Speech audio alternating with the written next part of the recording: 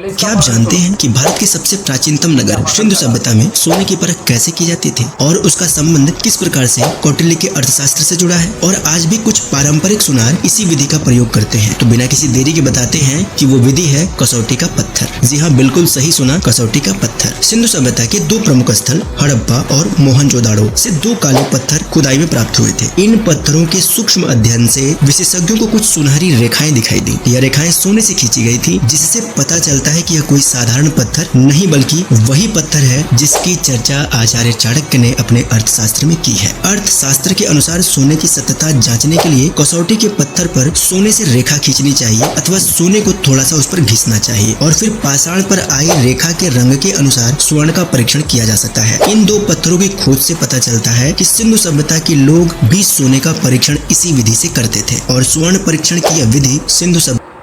दोस्तों, इसी सनातनी समीक्षा वाले चैनल वाले की एक वीडियो और है, कौटिल्य का बता रहा है। ये बता रहा है कि कौटिल्य जो है कि अर्थशास्त्र में लिखा हुआ है कसौटी पत्थर। अब पाखंडी ये बता, कौटिल्य में अर्थशास्त्र जो लिखा हुआ है वो संस्कृत में लिखा हुआ है और सम्राट अशोक के जमाने में कौटिल्य था ही नहीं। चाणक्य मतलब चाणक्य तो था ही नहीं है। अगर चाणक्य होता तो भाई वो धम्म और प्राकृत पाली भाषा में लिखता। सम्राट अशोक के शिलालेखों में तो कौटिल्य या चाणक्य का कोई नाम ही नहीं है।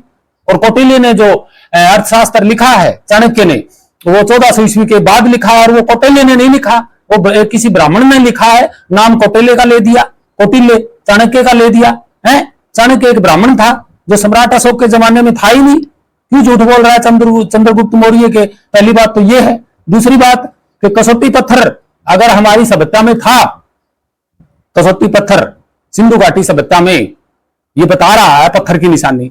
अबे घोचुनाथ, ये हमारे पूर्वज कहते आए हैं, कौटिल्य ने नहीं कहा। ये 1400 ईस्वी के बाद कौटिल्य ने अर्थशास्त्र में लिख दिया, तो इसका मतलब ये थोड़ी है कौटिल्य ने पहचान कर ली है।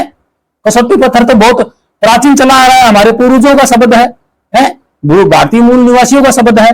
कसौटी पे खरा उतरना वो बोलते हैं, ऐसी बात है। कौटिल्य ज्यादा वैज्ञानिक था क्या? कौटिल्य ने 1400 ईस्वी के बाद अर्थशास्त्र लिखा हुआ है और वो भी कौटिल्य ने नहीं, किसी ब्राह्मण ने लिखा है। कौटिल्य नाम का कोई व्यक्ति था ही नहीं चंद्रगुप्त मौर्य के काल में। क्यों झूठ बोल रहा है, क्यों पाखंड फैला रहा है? यहाँ पे है काल्पनिक राम का लोगो लगा के सनातनी समीक्षा के नाम से चैनल बना के तू मूर्ख बना रहा है। इतिहास को पलटना चाहता है, तेरे पीछे बैठे हुए हैं, इतिहास को नहीं पलटने देंगे। कहां तू चक्कर में घूम रहा है? जय भारतीय मूल निवासियों, जय।